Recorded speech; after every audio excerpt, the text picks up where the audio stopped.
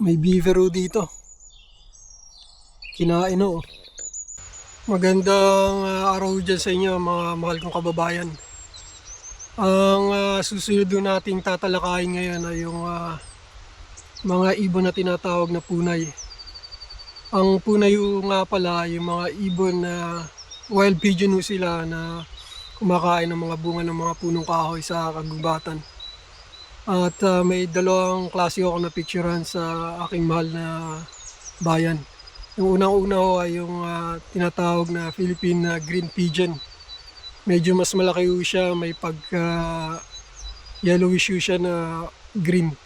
Yung sumunod ho ay yung tinatawag naming tunay na pakatan. Maliit ho siya pero marami ho siyang kulay at mas maganda sa Philippine green pigeon. Ang English ho nito ay pink neck green pigeon. Ito silang dalawa.